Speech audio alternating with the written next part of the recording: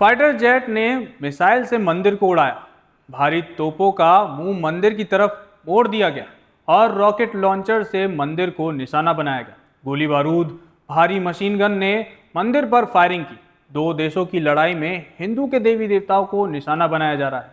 जमीन जीतने की सनक में लोगों की मान्यताओं, उनके विश्वासों का भी सम्मान नहीं किया जा रहा।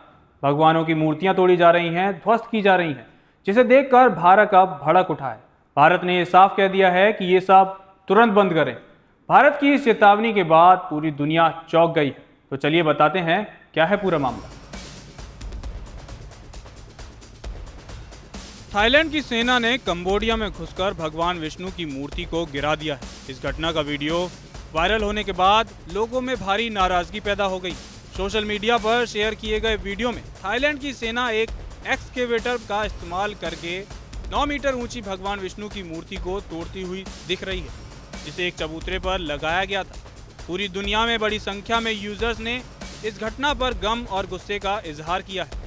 विदेश में लगी भगवान विष्णु की 30 फीट ऊंची प्रतिमा को जमीन पर गिरा दिया जाता है, बिना ये ख्याल किए कि ये सिर्फ एक प्रतिमा या मूर्ति नहीं, ये करोड़ों सनातनियों की आस्था और विश्वास का प्रतीक है।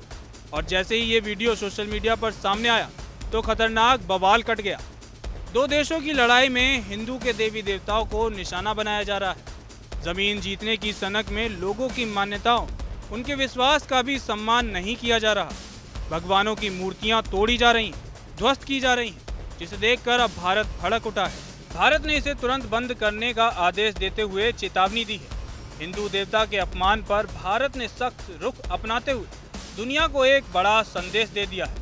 थाईलैंड और कंबोडिया की बॉर्डर पर थाई सेना ने भगवान विष्णु की एक मूर्ति तोड़ दी। रिपोर्ट के मुताबिक थाईलैंड की सेना ने कंबोडिया में घुसकर हिंदू देवता भगवान विष्णु की मूर्ति को गिरा दिया। इस घटना का वीडियो वायरल होने के बाद लोगों में भारी नाराजगी पैदा हो गई। घटना सोमवार 22 दिसंबर की बताई जा रही है। पूरी दुनिया में इस घटना को देखकर लोग गुस्से में और भड़क उठे हैं। नई दिल्ली ने कहा कि इस तरह के अपमानजनक कृत्यों से दुनिया भर में अनुयायियों की भावनाएं आहत होती। साथ ही उसने थाईलैंड और कंबोडिया दोनों से संवाद और कूटनीति के माध्यम से अपने सीमा विवाद को हल करने का आग्रह किया। विदेश मंत्रालय के प्रवक्ता रणधीर जायसवाल ने कहा कि हमें हाल ही में निर्मित एक हिंदू धार्मिक देवता की मूर्ति को ध्वस्त किए जाने की खबर मिली, जो थाई कंबोडिया सीमा विवाद से प्रभावित क्षेत्र में स्थित थी। भारत ने इस घटना पर कड़ी चिंता जाहिर की है। विदेश मंत्रालय के प्रवक्ता रणधीर जायसवाल ने कहा कि हिंदू और बौद्ध देवता पूरे क्षेत्र में गहरी श्रद्धा के साथ पूजे जाते हैं और ये साझा सभ्यतागत विरासत का हिस्सा है।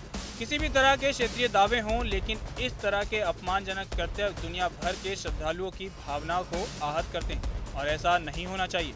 गौरतलब है कि थाईलैंड और कंबोडिया के बीच पिछले 6 महीने से प्रीही विहार मंदिर क्षेत्र को लेकर विवाद चल रहा है।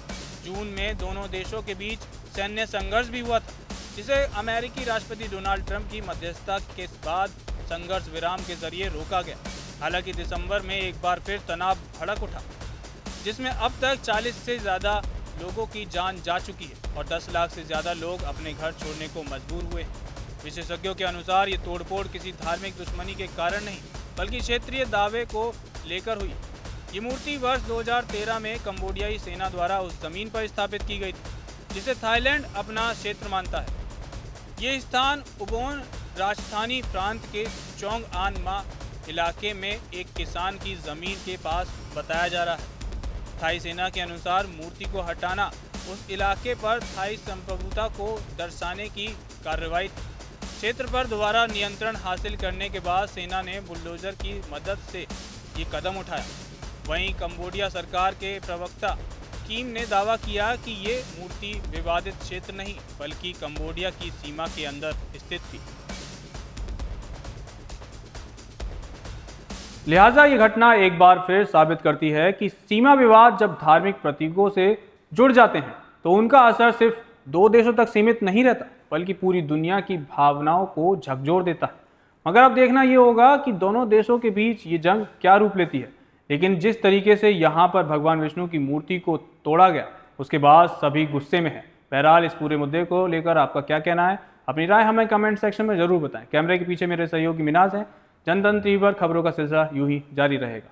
नमस्कार।